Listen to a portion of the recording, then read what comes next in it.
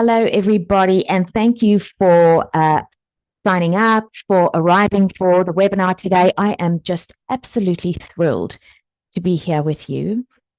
All right, so just as a quick introduction, today we're going to talk about a topic incredibly close to my heart, which is how do we get people and organizations to really and truly be better? So, as many of you know, 2.5 years ago, I did a research study on resilience, and we started in healthcare, and we got unbelievable outcomes from the study, as well as from running a program that could shift the dial for people. Now, what we did was a year ago, I partnered up with Big Smoke Media and did a similar study, but this time we interviewed CEOs across Australia to get a good understanding of how they feel their organizations are going in the light of resilience, but also some of the challenges that they're experiencing.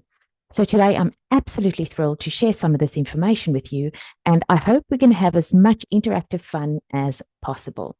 So the purpose of this whole webinar series that we're doing across all our organizations. Yes, Gabby. I think Gabby's put her hand up. Can you hear me all right out there, everybody? Let me just activate the messages so that everyone can comment. Can everyone hear me all right? I'm hoping that's a yes. Tim has raised his hand. Yes. Okay, fantastic. Thank you so much. So I want to kick off by first acknowledging the traditional custodians of the land on which I'm joining you from today, the Gurungai people of the Eora Nation here in Warriewood. I pay respects to their elders past and present and extend that respect to all Aboriginal and Torres Strait Islander peoples joining us today. At Ignite Purpose, we honour the deep wisdom, resilience, and storytelling traditions of the First Nation communities. And in our work, we're reminded that leadership is also about listening, connecting, and walking with purpose. May we move through today's session grounded in presence, with the respect for those who have come before us and responsibility for those that we lead. So I'd like to introduce you to our global leadership team. As you can see, there's myself and my husband, who we are the founders of Ignite Purpose. Then we have Carolise Ahn, who is our Chief Heart Officer, and she is based currently in South Korea, as well as being a consultant in our Australian business. She works virtual from South Korea and is heading up our business in South Korea. We have Sarah Costado, who's our operations partner for the globe, as well as the general manager of Ignite Purpose Media in the Philippines, based from the Philippines. She's based there. And Wendy Phillips, who's our financial advisor to myself and also to John. Welcome again. So just to give you a snapshot of Ignite Purpose, it would be an injustice if I didn't remind you of what we do. What we do is transformational work. I'm incredibly passionate about us working with really brave leaders and CEOs to help them transform the organizations that they are leading into the organization that they believe is custom built to support the work that they need to do. So the elements that we work on is transformational leadership, alignment programs for executive teams and leadership teams. We have researched resilience backwards and forwards and have crafted the most amazing resilience and virtual resilience programs for your leadership team, as well as your culture, your sales teams, self-leadership, performance transformation. I think you can just keep having a look. Over the last 13 plus years, we've coached more than 7,000 people. We've had more than 25,000 coaching hours. And I truly believe we've made a difference in people and organizations' lives. Here is a snapshot of some of the organizations we've had the great pleasure to, and we still do, support in our work. So our focus in this webinar today is really to help you consider, leaders, how you're going to manage complexity, managing performance, holding space for people. We know that you care. I know that you care. Those of you that have been able to make it today, I know that you see challenges. And I know you know what matters, which is resilience, alignment, purpose, culture, and performance. The action I would love you to consider at the end of the webinar today is closing the gap between knowing and taking real action that will support you drive people success and joy and organizational performance and outcomes. So as we get going, I'd like you to reflect for me, if you will. The first question I have for you is, what are we tolerating in our leadership, our systems, our cultures that is silently costing us trust, performance, and well-being? That's the first question. Second question, what do you believe is being normalized in our workplace? Come on, if we're being really honest, these are the things that are eroding our care, clarity, and connection. It's eating away at our culture. What have we accepted as a survival to success? And deep down, we know our people are craving more. They want purpose, they want belonging, they want direction. What are some of those habits or beliefs we're still holding on to that really have served us in a crisis, but are no longer serving us now? And what are some of the patterns of burnout, silence, or disconnect that we are allowing in ourselves or in others that no longer align to who we are or who we say we are as an organization? As you have a look at this, I would love you to please drop into your chat box anything that comes to mind. Anything that's at the top of your head as I've asked you those questions, please drop them in the chat box. Last night's webinar in South Africa, we had a lot of people drop some information in. I would like to open the door for you to drop anything in that comes to mind from these questions.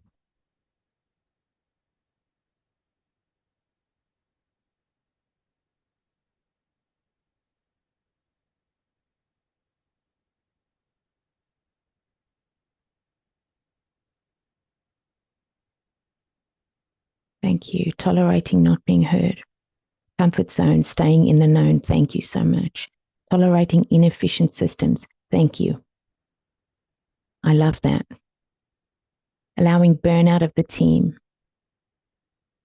Overworking employees and self. Not responding efficiently to hearing what people want. These are powerful. These are powerful. Not following your own advice. Thank you, Gemma. I love that. Putting up with poor communication in the workplace. Normalizing not giving feedback because of the fear of judgment or rejection. Powerful. And as we roll this series out amongst our global community, we're going to give you feedback so that you can see what we're seeing in Australia compared to the globe. Thank you very much, Mary Beth. I see yours too, delivering over employee wellbeing. Maintaining high-performing bullies. Wow, that is a very interesting and challenging one.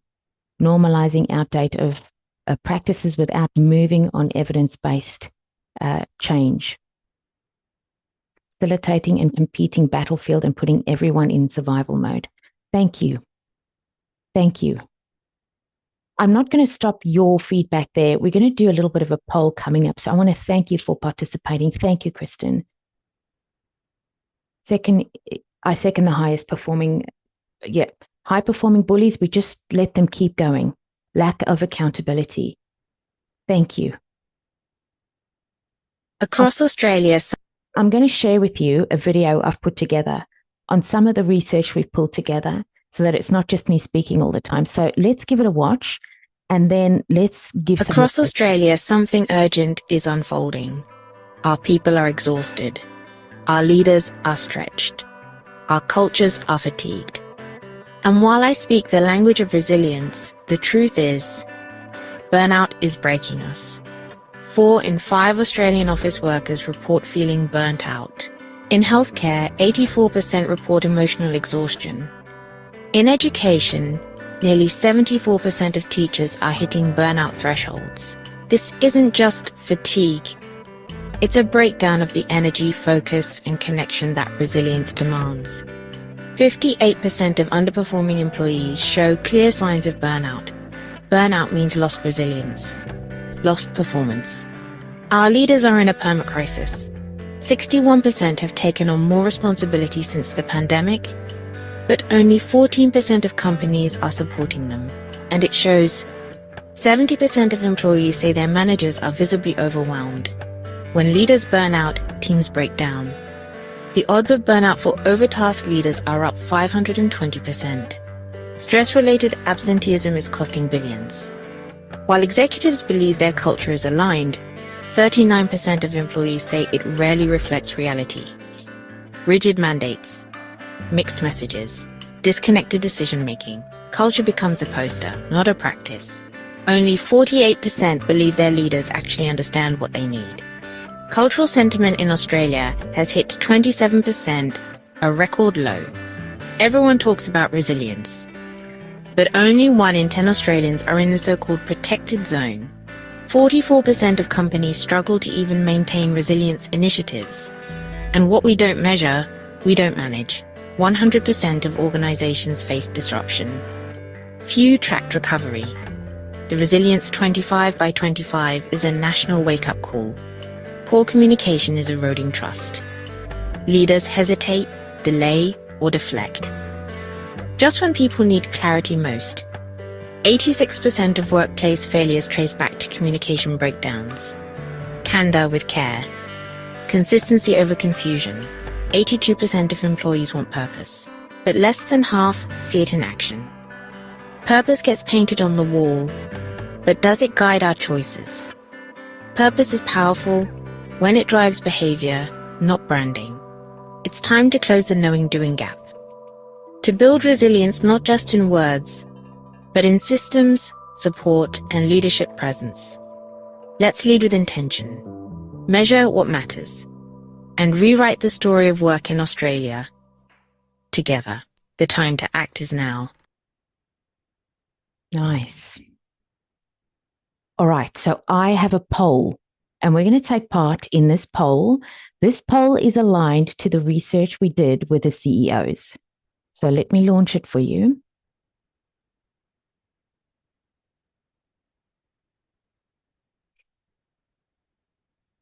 I would love you to just take part in the questions. The first question is, how would you currently describe your personal energy and resilience levels? And the options you have here is, I feel energized and grounded.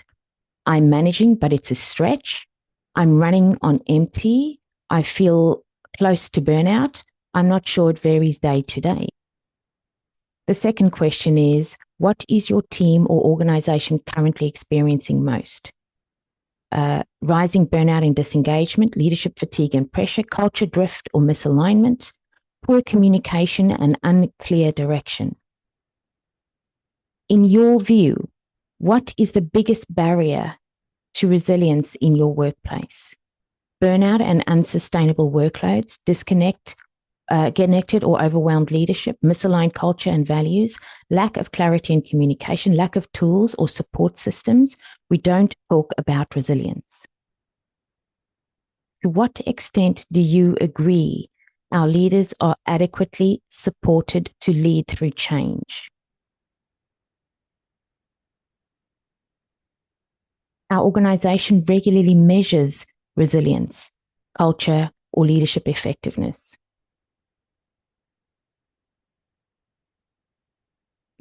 Do you believe the stated values and purpose of your organization are lived day to day?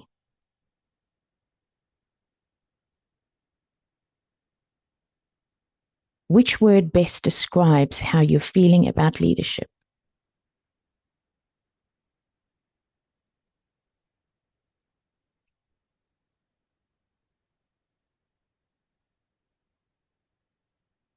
I would encourage you to participate so that we've got a really great sample of how you see it here.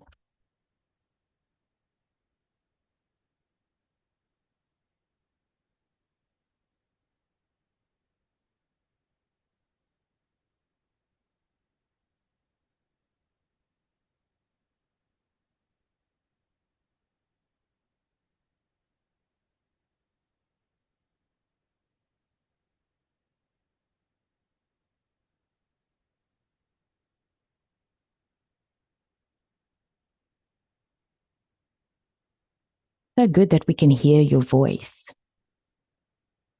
We'll just wait for another minute for anyone else who wants to contribute.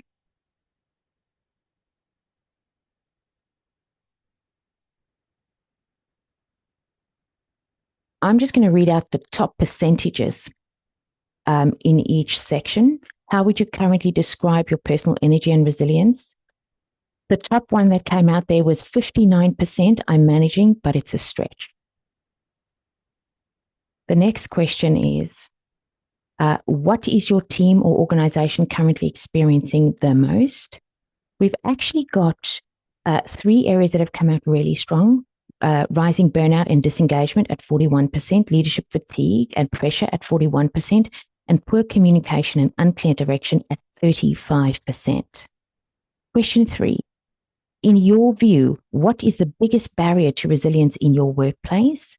What we've got here at the top score is disconnected or overwhelmed leadership, followed up closely by lack of clarity and communication and the lack of support and lack of support systems, tools and support systems. The next question is, to what extent do you agree our leaders are adequately supported? We've got agree at 31% and disagree at 38%. And then we've got a neutral and one strongly agree. Our organization regularly measures resilience. We have got 31% at sometimes and 31% at no. The next question, do you believe the stated values and purpose is lived daily? Sometimes at 56%. And then we've got yes at 31%. And then which word best describes how you're feeling? I love that we've got like a great balance here, hopeful and ready for change.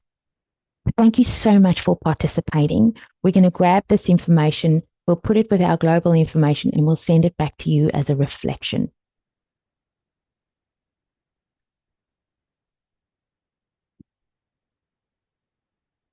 All right.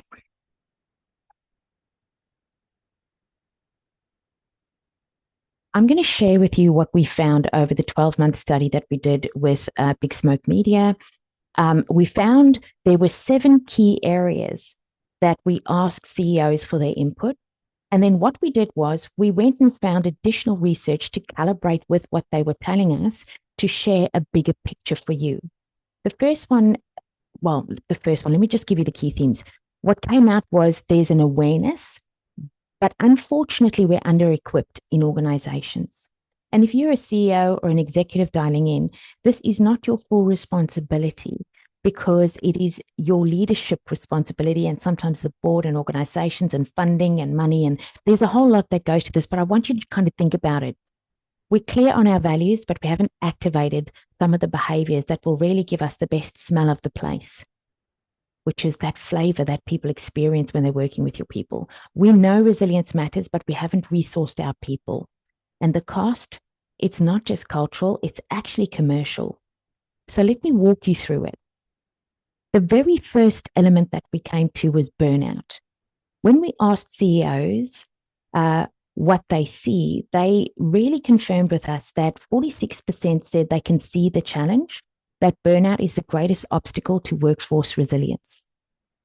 54% were unsure. When we asked them around the primary cause of burnout and how it impacts their people, they said, look, what they felt was the primary cause was workload, excessive workload, do more with less. And they saw the challenge. 56.8% were unsure. Burnout isn't a personal failure. And I love this. I was speaking to an executive team last night. We were talking about a system design failure within organizations. Sometimes we forget that we've got to keep evolving with the people we hire, with where we need to take our organization, with our hiring practices, with our measurement practices, with our development practices. And if we don't keep doing that, we're just not able to actually keep the success and buoyancy of our organization moving forward. You heard in that video, 4 in 5 Australian office workers report some level of burnout. 58% perform below their usual levels, which shows burnout. 73.9%. This is teachers and healthcare. And as you know, I'm incredibly passionate about healthcare. This is where the highest levels of burnout are at the moment. 68% of healthcare workers say colleagues have taken sick leave due to burnout or mental health occurrences and concerns. Now, I just want to let you all know, our research started in healthcare with nurses, medical students, and doctors. And since it's stretched into aged care and all sorts of other areas, and now into the commercial landscape where people are more in the day-to-day workplace business, like corporate business. Let's talk about leadership. Leadership is overstretched and under-resourced. So what we know is that when we asked the leaders, do you believe that you have given your leadership team enough tools around resilience and how to work with their teams to support their resilience? Only 10.8% said yes, they have trained their leaders, they have equipped them, they've equipped their people. 89.2% said no, they haven't. But here's the great dichotomy. 92% of these CEOs agreed that leadership resilience was vital for the success of their organization. 8% said they were unsure. So 92% say it is vital. And then if we have a look at the other graph, only 10.8% of CEOs say that they are developing their people, their leaders, to be more resilient, to lead more resiliently. So what we know is there's intent, but not activation. Leaders are asked to hold the pressure without the tools to support them. Here's the clarity. 69% of senior leaders in Australia report feeling burnt out, which is higher than the general workforce. 43% of organizations globally have lost at least half of their leadership team in 2024 due to executive burnout and turnover. 213% of the annual salary is the cost of replacing a single senior leader. It is huge. And 41% of Australia leaders lack the essential skills to perform their role efficiently. And I think what we've seen come out is where they go, well, leaders don't know how to give feedback. That's coming, by the way. But sometimes it's not that they don't know how to give it, it's that they might just not have enough in their tank to face what they need to. Here's the cultural alignment. Now, for many of you, you know, I work with executive teams, and it's not easy to align an executive team, not just as the team, but also to the culture we want to create in the organization. When we asked the CEOs about this, 51% said, look, their leadership teams were aligned to the culture. 49% said their leadership teams were not aligned to the culture building goals, which means they're very much individually focused on their area of expertise. Then we asked them a question, how often are you working with that leadership team? Only a quarter of their leadership team were aligned and were doing alignment work quarterly. 3% said. 97% said they're not aligned. They're not doing any alignment work. Misalignment isn't minor. It's actually a performance bottleneck. I remember years ago, I was working with a executive in a non-for-profit funded body. And they, as their leadership were navigating challenges, they were finding that their teams kept coming up to the leadership team to get things across the line or work through, but it was things that the leaders at that level should have been able to have made decisions themselves. But because the leadership were misaligned, they would spend time going from one exec meeting to the next exec meeting to the next exec meeting, not making decisions on simple things. So the organization was stalling. And that organization, unfortunately, had an extremely high turnover rate. 77% of senior leaders believe they're aligned with their company's purpose. But here's the challenge. Only 54% of their employees agree. 70% of employees feel disconnected from their organization's mission, and the major driver is disengagement, which leads to disengagement and turnover. 31% of employees who quit say misalignment between their personal and the company values was the key reason. Recently, I've been speaking to another executive team and they say, well, people have just coming to work for money. And we actually found that their recruitment strategy wasn't actually aligned to finding the right people to join that organization who believed in what the organization was doing. Organizations with a strong cultural alignment outperform others with up to 20% higher productivity. That's amazing because people are giving of what they have. Now let's look at this one. Resilience is believed in but rarely measured. This is hard. How do you measure resilience? Now, in our work over 2.5 years, we've started building unbelievably beautiful diagnostic tools to measure both personal resilience using a clinical tool, as well as organizational resilience to understand where the organization is taking a bit of a hit and how do we work with our leaders to support that shift. So when we ask the question around resilience, is it crucial for success? 98% of the CEOs said yes. 2% were unsure. Then we asked them, how regularly do you actually recognize that it has to be measured? Okay. And 57% said they don't actually measure it, and 46% said they were unsure. Because can they measure it? Can't they measure it? I don't know. And there's some good HR tools at the moment to measure a lot of the cultural elements, but are you measuring the buoyancy of your business? Last question, how confident are they to assess resilience? It's interesting that some didn't actually measure it, and then it was interesting because the results didn't always speak the same language. Only 13.2% felt that they could actually confidently measure resilience in the organization. It didn't mean they were doing it, but it meant they could measure it if they wanted to. 86% said they were unsure. So my question to you as a senior leader is, do you understand where your organization is taking stress at the moment? And are you able to address some of those things to support the shift required to build buoyancy for your business and your people? Here's some research. 90% of organizations that measure resilience report improved business performance because they can shift the things required. 56% fewer disruptions are experienced by companies that actively track resilience metrics.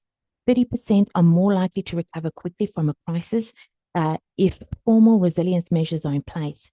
And how about this?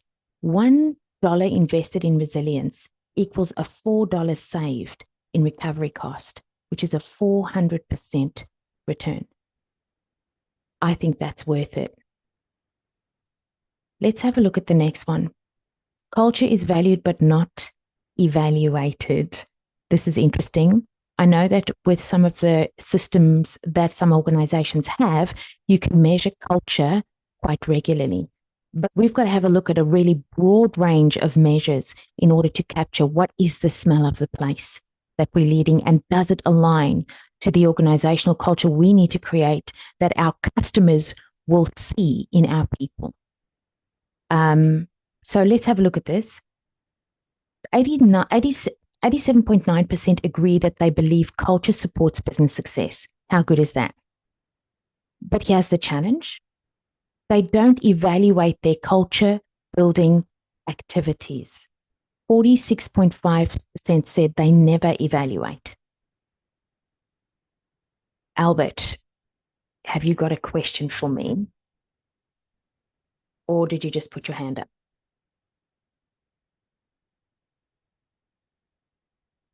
No, I'm going to keep going.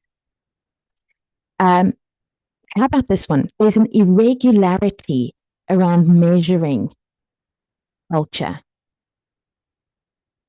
The organization that did it the most was only 8%. 92% said they're irregular. They're not sure when they measure it, maybe annually. And here's some of the other things that came out specifically in the session we ran. That's okay, Albert. We ran in South Africa yesterday. Was what we heard from people was executives were then translating the feedback and the data that they were getting, not owning the challenges, but kind of glossing over it to paint a better picture. I will say this to you, without a feedback loop, even great cultures will have a challenge because the value will not be seen in the feedback. So we need good feedback loops. We need to do it regularly, and we need to address what our people are telling us. Let's talk about leadership communication. Last year, I was contacted by a very large organization, and they said, our leaders are not giving our people feedback, and we need you to come and help with that. And I said, okay, great. It wasn't a feedback problem. It's a culture problem. And the cultural issue that we needed to work with was resilience and fear. So when we have a look at the data that we gained from these CEOs, 41% are confident that they've equipped their leaders to be able to have difficult conversations, and also around resilience and performance. 59% said no, they're not confident. So let me share what it costs. There's a commercial cost to this. There's between $12,000 and $25,000 per employee per year is lost due to poor and inconsistent communication. That's 18% of salary wasted time. The next one gets me because I run a practice and a business, and it's devastating. 7.5 hours per week is the average time a person will lose due to poor communication and efficiencies. And if I think about that, I think about people not knowing what they're doing, not being told clearly, not being measured, not being on track, not being coached, not being developed. And then they lose this time. And I'll tell you what that does. It creates unhappiness in people, and it adds pressure. 63% of employees consider leaving their job because of poor communication, and only 20% of employees strongly trust their leadership communication. When trust is low, engagement and retention plummet. This is my last area, purpose. I remember sitting at a big conference with an executive, and the HR director said, who cares about purpose? Let's just pay them more money. I think myself and the CEO had almost a backflip, because purpose does matter. 73% of the CEOs said it matters, and some said it's extremely important. Yet they admit that purpose isn't linked to decision-making, team rhythms, and performance structures. 26% said they were unsure. This is what the data tells us. 70% of employees feel disconnected from their company's vision due to a visible gap between what they say they do and they believe in and how they show up in the organization. 31% of employees who quit cite a misalignment with company values as a primary reason for leaving. 42% of employees say that their company's purpose actually influences decisions and behaviors. And how about this? We're 4 times more likely, consumers are 4 times more likely to buy from organizations that have a purpose, and 6 times more likely to defend companies that live their purpose authentically. How beautiful is that? That's when your customer becomes your advocate. I'm going to share with you the cost, and I'm conscious of time, and I'm really excited that you guys are here with me, and we'll open it to Q&A. This isn't about resilience as grit. It's about resilience as a system reform.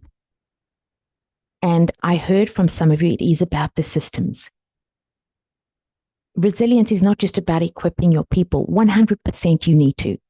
You need to equip your people. You need to equip your leaders. You need to equip yourself as a CEO and as an executive. Then it's having a look at the systems within the structure of the organization that could be creating tension, stress, and eating away at the resilience of your people. People aren't disengaged.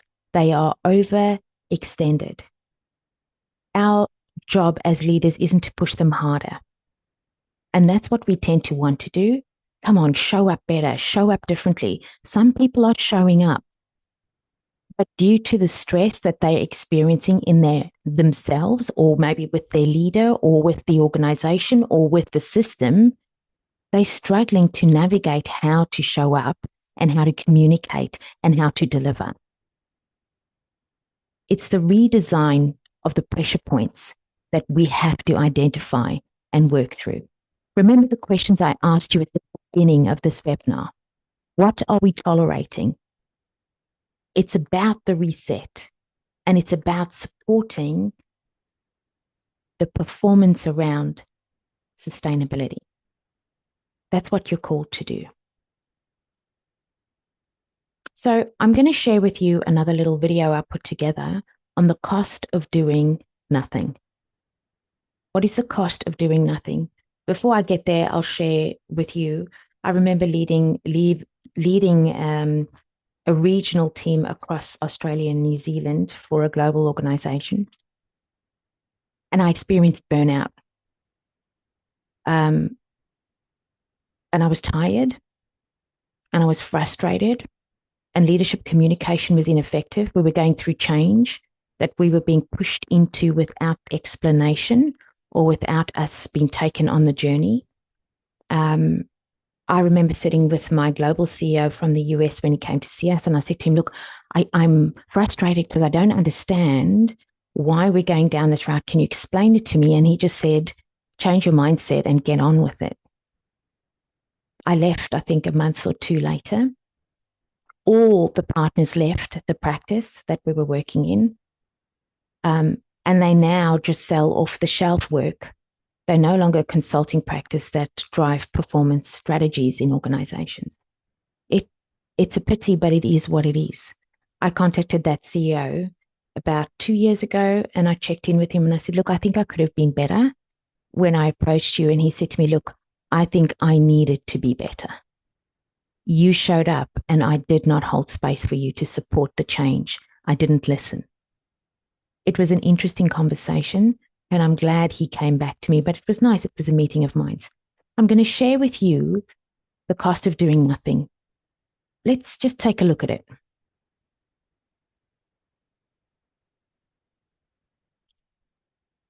Let's be honest, in today's high-pressure business world, doing nothing isn't a neutral choice. It's costly. Here's what I'm seeing. Burnout, culture misalignment, and leadership fatigue aren't just HR issues.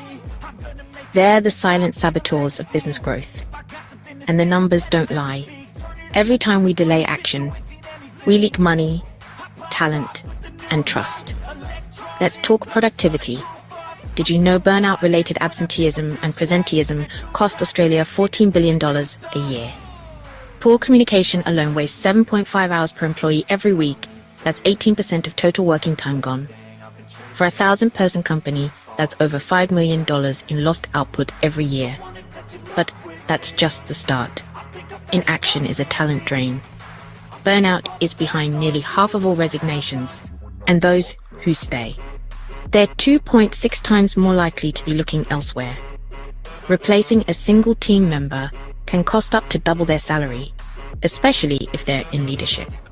When culture is off and leadership isn't strong, teams disengage, and nearly half are likely to quit. And it doesn't stop at your office doors. Disengaged teams create poor customer experiences, and when leadership feels inauthentic, your brand takes the hit.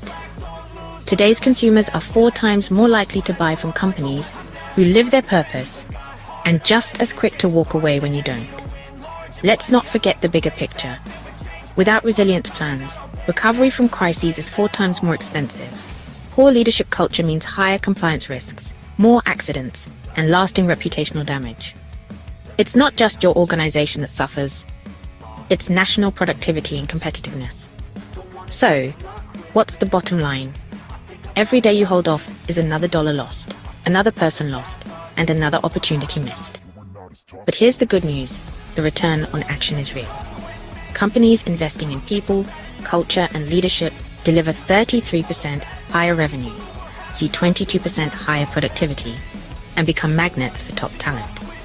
They build trust and resilience, and they win. Activation isn't just knowing what's right, it's making it real every day through actions, systems, and leadership.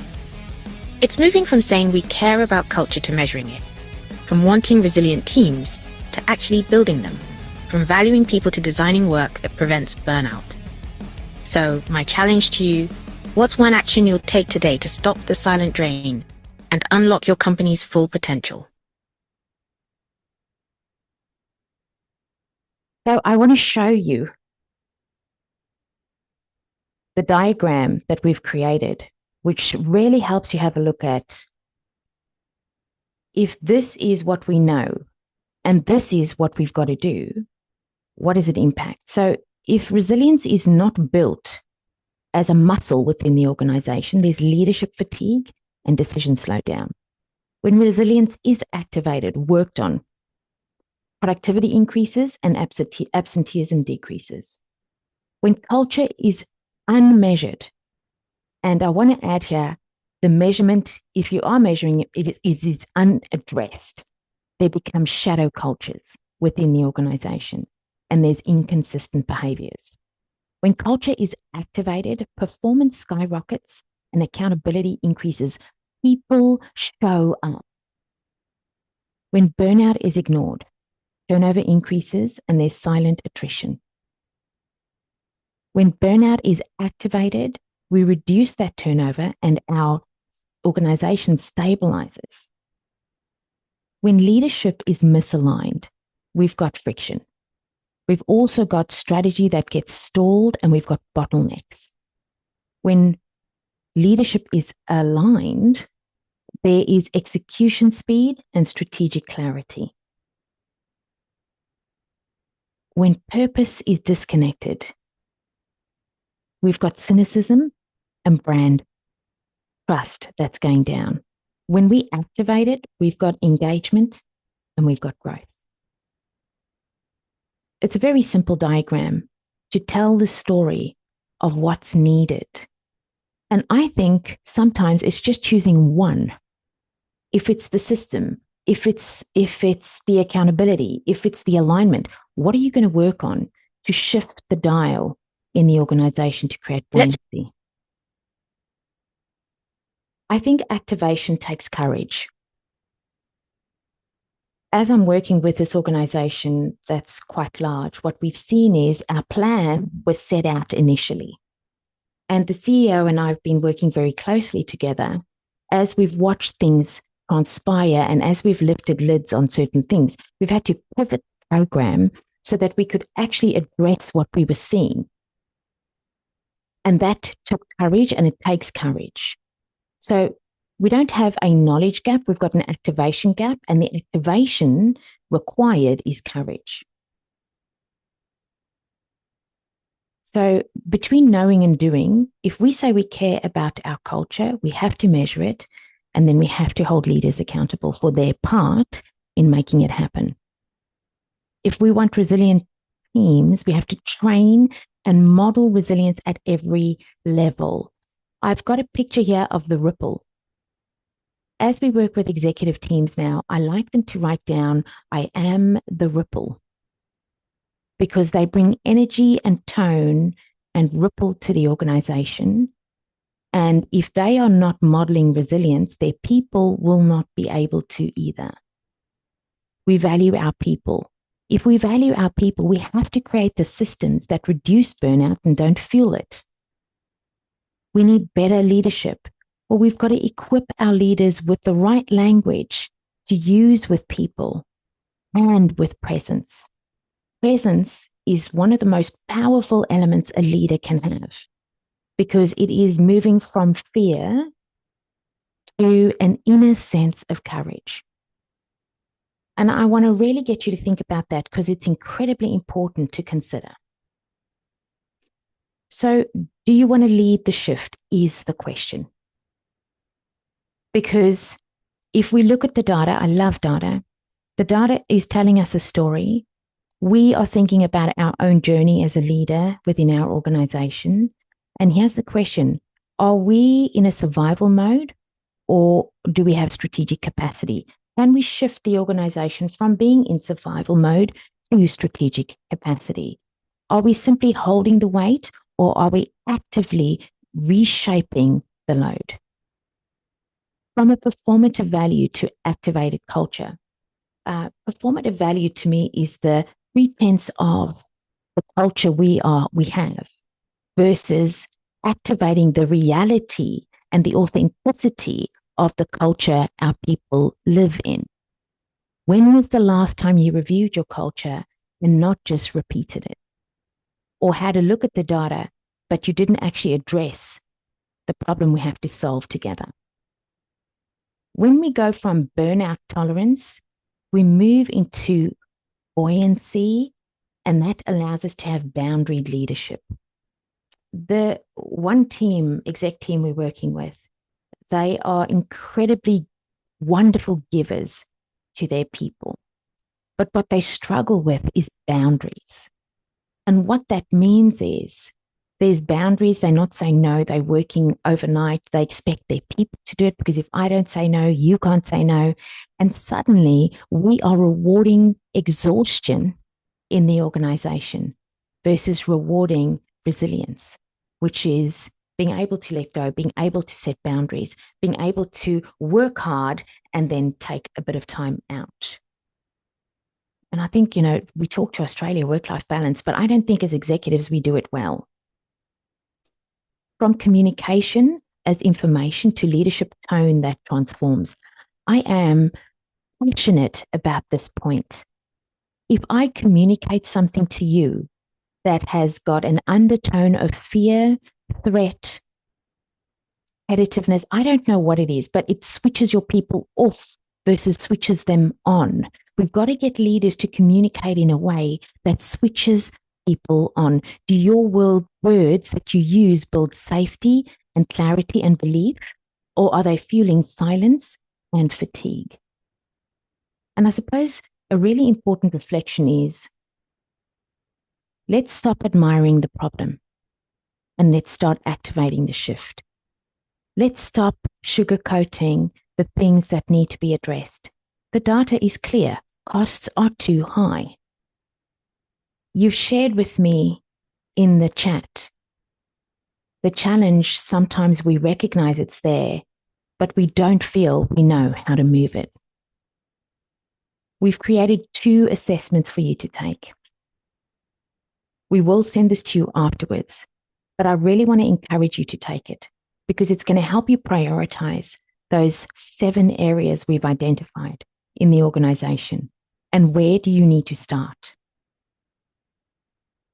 On the right-hand side of this screen, on the slide, we've got the leadership resilience self-diagnostic.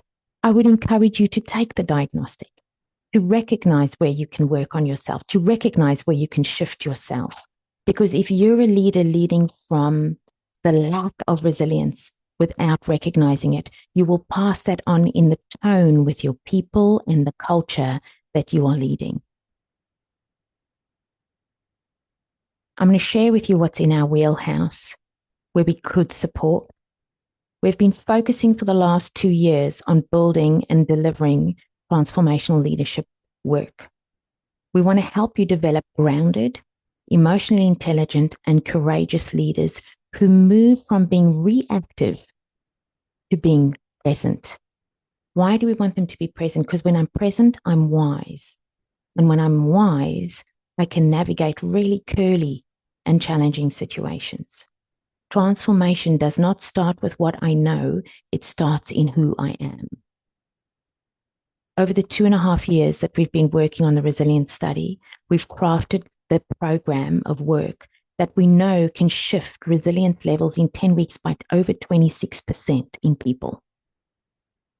It's a trauma-informed, neuroscience-aligned framework, and it builds capacity, clarity, and the ability for people and organizations to bounce forward. What do we mean by that? We teach people to let go of the things that keep taking them into those cycles that they keep reliving, and we help them move through things so that they can be better connected with each other, themselves, and with their organizational outcomes. I like that bottom sentence. Resilience isn't about pushing through. It's about growing through. We have designed a researched high-performance flywheel program that aligns strategy, culture, ownership, and execution in leaders and helps them work through it together because they become the engine that aligns performance. And then finally, we're so passionate about building hives, like a beehive, where everybody in the organization is clear on their role. In one of the organizations we're supporting at the moment, there was an issue coming out and exec were really uncomfortable by it. And it was because the clarity of the role for some of their regional leaders was not expressly connected with the measures of the other elements within the organization. And when that happened, these guys feel like they're going rogue and they feel like they're under stress because it wasn't connected to the other measures. So we've got to really have a look at what is the problem we're solving in the organization to create the buoyancy to move it forward. I've got a closing message for you. I hope you can see how passionate I am about this. In this moment, it's not about doing more. It's about doing what matters most within the rhythm and presence and courage that you have.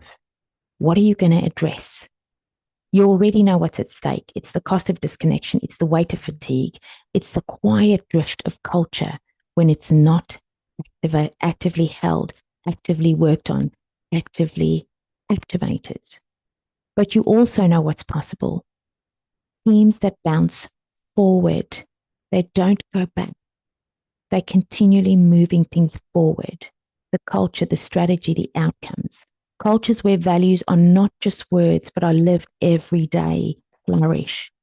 Leaders who hold space, who shape tone and drive momentum even in uncertainty are the leaders we need in our organizations today.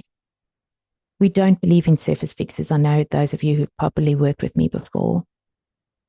We believe in activation in leaders who are ready to go first, who are able to reflect deeply and able to lead differently. So here's the invitation. Pause around today's work, reflect and choose. Take the diagnostics we've created, start the conversations. We will give you the research tools. We will give you the deck. We will give you the information you need so that you can sit with it, so that you can make the decisions. Should you do the diagnostics, we will do a free report and give it back to you. We'll even come and do a health check with you so that we can analyze with you. You don't have to work with us, but we want you to be very clear on what you're addressing, the priorities that you're putting together for yourself, and how you want your organization to shape to be more resilient with more resilient people. This is what you're going to get after today. Sarah and our operations team will be in touch with you. You get an activation booklet for yourself, the research report, you'll get the diagnostic tools, and you'll be given tools over the next 6 weeks so that you can actually pick up on them. We would love to support you. We would love to answer questions for you, and we would love to walk with you through this journey. I'm going to open it up for any questions, or if there aren't questions, what I would really love you to do is maybe to drop a reflection from today's webinar into the chat box so that we can just sit with it. So I've opened the Q&A if there are any questions, and the webinar chat box is also open for you to just drop any reflections in that you have from the webinar today. I'm just going to get peaceful, think about it, drop in what you'd like to either contribute or ask. Thank you. I'm thinking of the type of ripples I want to send. Thank you, Natalie. It's really important to recognize what matters most. Any other reflections? I am the ripple. The cost of doing nothing is greater than what we ever imagined. But when there's too much to do, we've got to know where we start. And we've got to find the starting point. And that's different for each organization, each leader, each leadership team, each strategy. I have just really loved being peaceful and hanging out here with you today. Love to have a coffee with some of you. I haven't seen you in a long time. And I want to say thank you for taking the time out in your day today to be with us. I'm going to sign out now, and I'm going to say, please reach out if you have any questions. And I hope to catch up with you soon. Have an absolutely beautiful day. Take care.